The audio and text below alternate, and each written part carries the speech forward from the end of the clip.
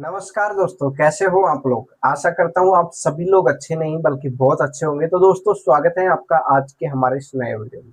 आज की वीडियो में अपन बात करने वाले हैं यहाँ पे अपना आईसीआर मॉप अप राउंड के बारे में। ठीक है जी, मॉप अप राउंड काउंसलिंग के बारे में।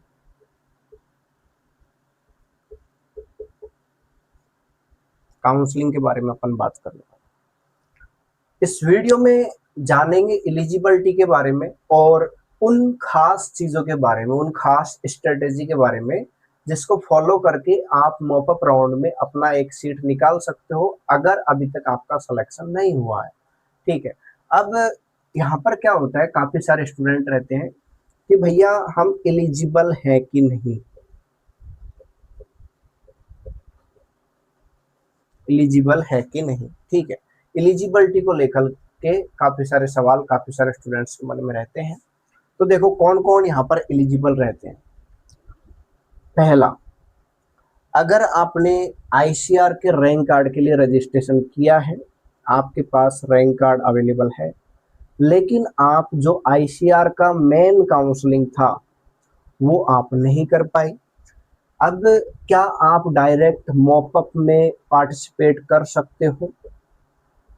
Yes, you can participate in mop up round. अच्छा भैया, मॉपअप राउंड होता क्या है ये तो बता दो पहले। तो भाई मॉपअप राउंड ये होता है आईसीआर का काउंसलिंग आपका 1, 2, 3, 4 और मॉपअप। ठीक है।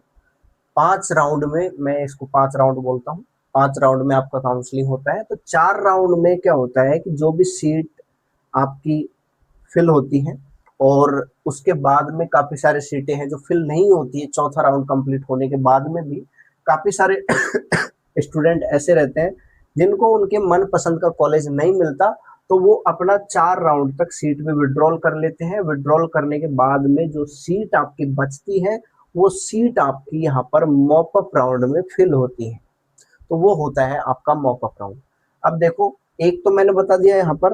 अब दूसरा, मान लीजिए किसी बंदे ने आपकी मेन काउंसलिंग है उसमें चॉइस फिलिंग की। चॉइस फिलिंग करने के बाद में उसको कोई भी college allotment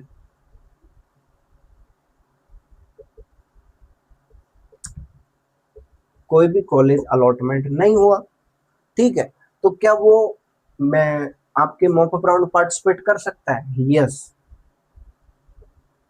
he can participate in mop up. अब यहाँ पर देखो, एक और चीज होता है कि जब आपने मेन काउंसलिंग की थी तो यहाँ पर आपने कितने 500 रुपए पे किए थे। ठीक है। 500 रुपए आपने आईसीआर को क्या कर दिए थे, पे कर दिए थे। तो क्या अब मैं मॉपअप राउंड के लिए दोबारा से चॉइस फिलिंग करूंगा तो क्या मेरे को 500 रुपया पे करने की जरूरत पड़ेगी? तो नहीं, आपको 500 रुपये पे करने की जरूरत नहीं पड़ेगी। ठीक है। अब एक और कंडीशन यहाँ पर बनती है, किसी बंदे को कोई कॉलेज अलॉट हुआ। देखो मेन काउंसलिंग में आपने क्या किया, हाँ, मेन काउंसलिंग में आपने कर दिया चॉइस फिलिंग। चॉइस फिलिंग करने के बाद में हो गया आपको अलॉटमेंट, एक कॉलेज आपको मिल गया, लेकिन आप उसका टाइमली 10 के पे नहीं कर पाए। टाइमली आप 10 के पे नहीं कर पाए तो क्या आप मॉपअप राउंड पार्टिसिपेट कर सकते हो?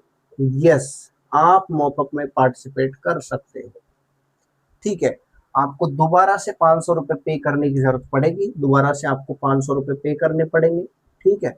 और आप यहाँ पर मॉपअप में पार्टिसिपेट कर पाओगे।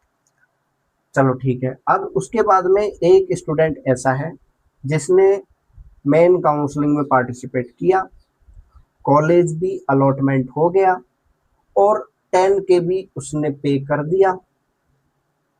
ठीक है, 10 के भी पे कर दिया। अब उसने क्या किया, उसने 4th राउंड में जाकर के अपना विड्रॉल मार दिया। ठीक है। विड्रॉल मारने के बाद में अब वो सोच रहा है कि आईसीआर में दोबारा पार्टिसिपेट कर लो क्या। तो एक बार आपने विड्रॉल लगा लिया तो आपको आईसीआर में एडमिशन लेना ही नहीं है। आईसीआर आपको अब आगे पार्टिसिपेट नहीं करने देगा, ठीक है। तो जिन भी स्टूडेंट्स ने 4th राउंड तक विड्रॉल लगाएंगे अपना सीट एक्सेप्ट करने के बाद में 10K का, तो वो आगे पार्टिसिपेट नहीं कर पाएंगे, ठीक है। अब एक स्टूडेंट है जिसने मेन काउंसलिंग में पार्टिसिपेट किया, सीट एक्सेप्ट कर लिया, ठीक है। और अब वो चाहता है कि यार मेरे को ये यूनिवर्सिटी है ना जो मेरे को मिला है वो मेरे को पसंद नहीं आ रहा, तो क्या अब मैं मॉपअप राउंड में एक बार ट्राई करके दूसरी यूनिवर्सिटी बदल सकता हूँ क्या? बिल्कुल नहीं भाई, आप भी पार्टिसिपेट नहीं कर सकते, ठीक है।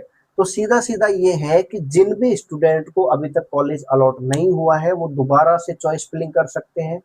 जो स्टूडेंट को कॉलेज अलॉट हो गया और किसी कारणवश वो आगे नहीं काउंसलिंग में पार्टिसिपेट कर पाए, 10K पे नहीं कर पाए, या किसी एज क्राइटेरिया की वजह से या किसी और वजह से उनका डॉक्यूमेंट्स रिजेक्ट हो गया। देखो मैं आपको बता दूं एक चीज कि आईसीआर का रूल है कि अगर किसी राउंड में, अगर किसी भी राउंड में आपका यहाँ पर डॉक्यूमेंट है जो वेरीफाई नहीं होता है, यूनिवर्सिटी आपके डॉक्यूमेंट्स की वजह से आपका एडमिशन कैंसिल कर रही है, तो आप आगे जाकर के आईसीआर की काउंसलिंग में पार्टिसिपेट ही नहीं कर सकते।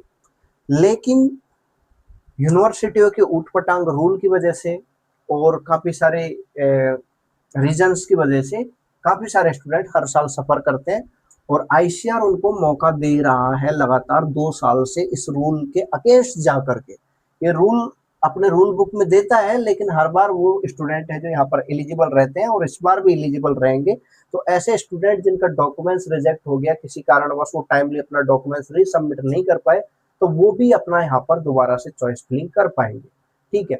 अब दोबारा से चॉइस फिलिंग करने के लिए अब क्या होगा, देखो एक चीज मैं आप सभी लोगों से रिक्वेस्ट करूंगा कि मॉपअप में काफी सारे स्टूडेंट ऐसे रहते हैं जिनको कोई कोर्स नहीं लेना या कोई यूनिवर्सिटी नहीं लेनी, लेकिन जबरदस्ती उसको भरते हैं, और वो जब मिल जाती है तो उसके बाद में आप आगे उसमें एडमिशन नहीं लेते हो, जिससे वो सीट है जो बर्बाद हो जाती है।